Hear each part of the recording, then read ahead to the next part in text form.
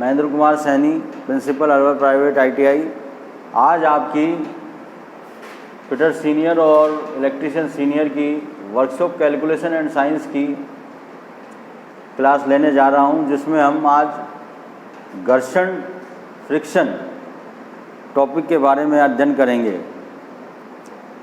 सबसे पहली बात, घर्षण क्या होता है, घर्षण का परिचय, इंट्रोडक्शन ऑफ फ्रिक्शन, घर्षण का परिचय। घर्षण क्या है? आप सभी ने देखा होगा कि जब भी कोई दो मूविंग पार्ट्स की सतह, मूविंग पार्ट्स यानी जो चलायमान वस्तुएं हैं, उन चलायमान वस्तुओं की जो सतह है एक दूसरे के ऊपर चलाई जाती हैं, तो एक सतह दूसरी सतह पर चलने के लिए, आराम से चलने के लिए, तैयार होने के लिए क्यों चल पाती है वो, उसका कारण है घर्षण। क्या कारण है उसका? घर्षण।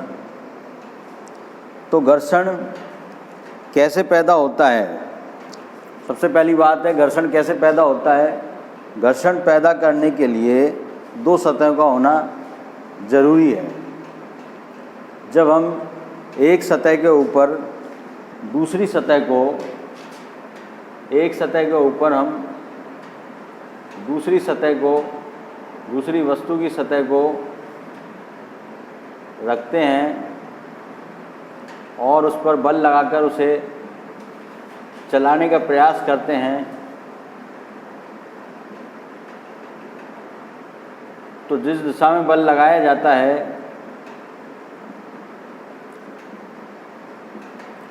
जिस दिशा में बल लगाया जाता है उसके विपरीत दिशा में एक आंतरिक बल सतह पर पैदा होता है, जिसे हम घर्षण बल कहते हैं। यह घर्षण बल उस वस्तु की सतह जो दूसरी वस्तु पर चलाई जा रही है उसका विरोध करता है चलने का।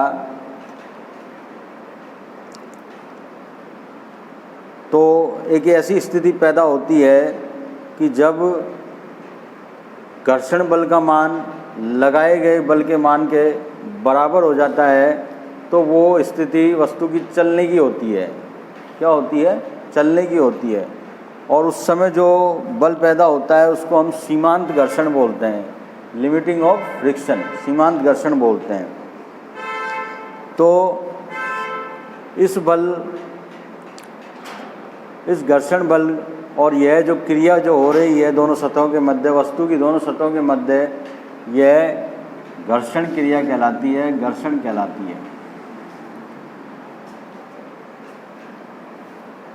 घर्षण क्यों जरूरी है? घर्षण अगर नहीं हो दो सतहों के बीच में तो कोई भी मशीन पार्ट्स जो आपस में मूव कर रहे हैं वो मूव होना बंद हो जाएंगे। आदमी जो रोड पर चल रहा है, पैदल चल रहा है, वो अगर घर्षण नहीं होगा तो वो नहीं चल पाएगा सही तरह से। गाड़ियाँ जो हम देखते हैं रोडों पर दौड़ रही हैं, उनके टायर चलते हुए रोडों पर दौड़ रही हैं, तो वो भी घर्षण के कारण ही दौड़ रही हैं। मैंने बताया कि जब लगाए गए बल का मान उस घर्षण बल से, अगर जब हम किसी वस्तु की सतह को दूसरी वस्तु की सतह पर रखकर चलाने का प्रयास करेंगे, तो जो बल लगाया जाएगा चलाने के लिए, तो उसके विपरीत एक आंतरिक प्रतिरोध उत्पन्न होगा जिसे घर्षण बल कहते हैं, और इस क्रिया को घर्षण कहते हैं। और वो बल, लगाया गया बल और जो पैदा हुआ घर्षण बल है, वो जब आपस में बराबर होंगे तो वस्तु चलने की स्थिति में होगी, मतलब चलेगी तो नहीं, चलने की स्थिति में होगी। तो जैसे ही हम लगाए गए बल का मान और बढ़ाते हैं तो वस्तु चलने लग जाती है। वस्तु क्या है? दौड़ने लग जाती है या चलने लग जाती है दूसरी सतह पर, तो ये घर्षण है। तो घर्षण के कुछ लाभ में हानियाँ हैं। तो सबसे पहले हम लाभ की बात करें, घर्षण से क्या लाभ हैं? तो घर्षण से बहुत से लाभ हमें प्राप्त होते हैं। जैसे घर्षण के कारण हम आराम से चल फिर सकते हैं। घर्षण के कारण हम क्या है? आराम से चल फिर सकते हैं। सड़कों पर गाड़ियां दौड़ सकती हैं, मशीन के मूविंग पार्ट्स जो आपस में चल रहे हैं वो आराम से गति कर सकते हैं। जैसे इंजन में पिस्टन चलता है, इंजन सिलेंडर के अंदर पिस्टन चलता है, तो पिस्टन सिलेंडर के अंदर तभी मूवमेंट कर पाएगा जब सिलेंडर की सरफेस और पिस्टन की सरफेस के मध्य एक घर्षण पैदा होगा। तो ये घर्षण से हमें लाभ हैं कि जिससे हमें वस्तु पर गति मिलती है, किसी भी चीज़ मशीन पर गति मिलती है। घर्षण से कुछ हानियाँ भी हैं। घर्षण से क्या होता है कि जब भी कोई आदमी एक सतह पर दूसरी सतह को चलाएगा तो दोनों सतहों के मध्य क्या होगा, दोनों सतहों के मध्य जब चलेंगी वो तो ऊष्मा पैदा होगी, जिससे उन सतहों पर वियर एंड टियर पैदा होंगे। मतलब उन कल पुर्जे, जो मशीन के कल पुर्जे हैं वो घिसने लगेंगे, जिससे मशीनें ख़राब होंगी, उनकी दक्षता कम होगी। क्या कम होगी? दक्षता कम होगी। जैसे हम भी अगर रोड पर चलते रहें काफ़ी देर तक तो हमारी भी दक्षता, एफिशिएंसी जो है चलने की वो ख़त्म होती है। उसका कारण भी यही है। तो ये घर्षण का मेन डिसएडवांटेज हम हमारे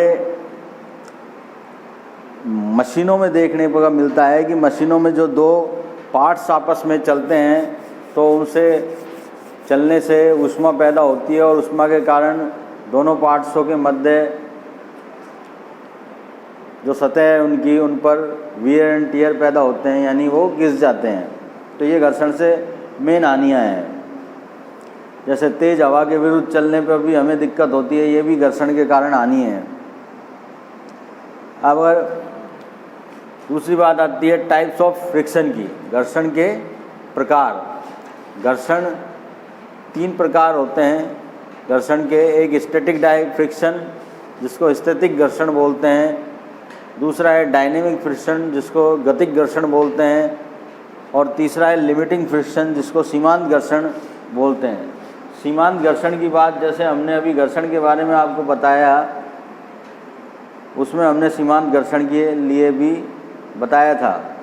इसी तरह से स्थैतिक घर्षण होता है। स्थैतिक घर्षण कब होता है? जब हम एक सतह को दूसरी सतह पर रखते हैं तो उन दोनों सतहों के मध्य जो घर्षण बल पैदा होगा रखने मात्र से ही वो स्थैतिक घर्षण कहलाएगा। यानी जब दो पिंड एक दूसरे को स्पर्श करते हुए साम्य अवस्था में हो तो इस स्थिति में उनके स्पर्श बिंदु पर उत्पन्न घर्षण स्थैतिक घर्षण कहलाएगा। इसी प्रकार से डायनेमिक घर्षण, जब एक वस्तु की सतह पर दूसरी वस्तु की सतह को चलाया जाता है, मतलब उस पर मूवमेंट दिया जाता है, उसको गति कराई जाती है, तो उन दोनों सतहों के मध्य जो बल पैदा होगा वो गतिक घर्षण बल पैदा होगा। लिमिटिंग फ्रिक्शन की बात करते हैं हम, सीमांत घर्षण की बात करते हैं। तो सीमांत घर्षण जब पैदा होगा जब एक वस्तु के सतह पर दूसरी वस्तु की सतह को रखा जाता है, तो जो वस्तु चलने वाली है उस पर जब बल लगाते हैं हम चलाने के लिए दूसरी सतह की वस्तु पर, तो बल लगाने के कारण वो दूसरी सतह एक आंतरिक प्रतिरोध उत्पन्न करती है जो कि घर्षण बल कहलाता है। वो आंतरिक प्रतिरोध जब उस लगाए गए बल के बिल्कुल बराबर हो जाता है तो उस समय हम उस घर्षण बल को सीमांत घर्षण बोलते हैं। क्या बोलते हैं? लिमिटिंग फ्रिक्शन बोलते हैं, सीमांत घर्षण। अगर अब वस्तु पर लगाए गए बल का मान और बढ़ा दिया जाए तो वस्तु दूसरी वस्तु की सतह पर चलने लग जाती है और वो घर्षण लिमिटिंग फ्रिक्शन किस में बदल जाता है? गतिक घर्षण में बदल जाता है। तो ये घर्षण के प्रकार हैं, स्थैतिक घर्षण, गतिक घर्षण और लिमिटिंग फ्रिक्शन। अब हम बात करते हैं घर्षण को कम करने के उपाय। घर्षण, जो भी मूविंग पार्ट्स में घर्षण होता है आपको पता है, तो घर्षण को कम करने के लिए लुब्रिकेंट्स, मशीनों में किसका उपयोग किया जाता है? लुब्रिकेंट्स, ऑयल्स वगैरह का उपयोग किया जाता है। दोनों सतहों के मध्य हम लुब्रिकेंट कर देंगे तो घर्षण दोनों सतहों के मध्य उस लुब्रिकेंट्स की एक फिल्म बन जाएगी, एक परत बन जाएगी जो उस घर्षण को कम करेगी। घर्षण डिपेंड करता है सतहों के खुरदरेपन पर, सतहों के खुरदरेपन पर, मतलब सतह की रफनेस पर डिपेंड करता है घर्षण। सतह जितनी ज़्यादा खुरदरी होगी घर्षण उतना ही ज़्यादा होगा, और सतह जितनी कम खुरदरी होगी मतलब चिकनी होगी तो घर्षण कम पैदा होगा। और उसके कारण क्या हानि होगी चिकनी सतह पर घर्षण कम होने से, कि जैसे हम किसी समतल सतह पर जो बिल्कुल चिकनी है, जैसे फर्श है हमारी, उस पर हम बिल्कुल चिकनी सतह है, उस पर हम चलने का प्रयास करते हैं तो हमारी जो चप्पलें हैं और चप्पलों की सतह है और फर्श की जो सतह है उसके मध्य घर्षण कम होता है, जिससे हमें फिसलने का डर रहता है। अगर सतह ऐसे ही हम अगर सड़क पर चलें या ऊबड़ खाबड़ ज़मीन पर चलें तो वो, क्योंकि उनकी सतहों में खुरदरापन ज़्यादा है, रफनेस ज़्यादा है, तो घर्षण बल का मान भी ज़्यादा होता है, जिससे हमें चलने में आसानी होती है। तो ये घर्षण से संबंधित कुछ मैंने बातें आपको आज बताई कि घर्षण क्या है, घर्षण के क्या लाभ हानियाँ हैं, घर्षण के कितने प्रकार हैं और घर्षण को हम कैसे मिनिमाइज़ कर सकते हैं। घर्षण को मिनिमाइज़ करने के लिए सबसे बढ़िया तरीका लुब्रिकेंट्स का है। जो दो मशीन पार्ट्स आपस में रब होकर चल रहे हैं उनके मध्य लुब्रिकेंट्स की परत को डाल दिया जाता है, यानी लुब्रिकेंट्स का उपयोग किया जाता है, जिससे घर्षण कम पैदा होता है और हीट को एब्जॉर्ब भी करते हैं वो लुब्रिकेंट, जिससे ऊष्मा भी कम पैदा होती है, जिससे दोनों सतहों के मध्य वियर एंड टियर्स कम पैदा होते हैं, मतलब टूट फूट कम होती है मशीनों में। तो ये आज हमने घर्षण के बारे में पढ़ा। इसके बाद हम घर्षण से संबंधित आगे जो टॉपिक्स आएंगे अगली क्लास में बताएंगे।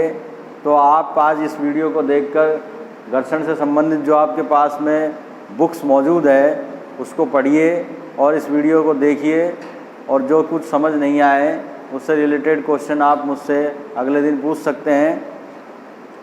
अगले दिन आपको आगे का टॉपिक मिलेगा घर्षण से संबंधित ही, फिर मैं आपको आगे की क्लास में आगे के बारे में बताऊंगा। Thank you. वीडियो को देखिए, सब्सक्राइब करिए, लाइक करिए, शेयर करिए।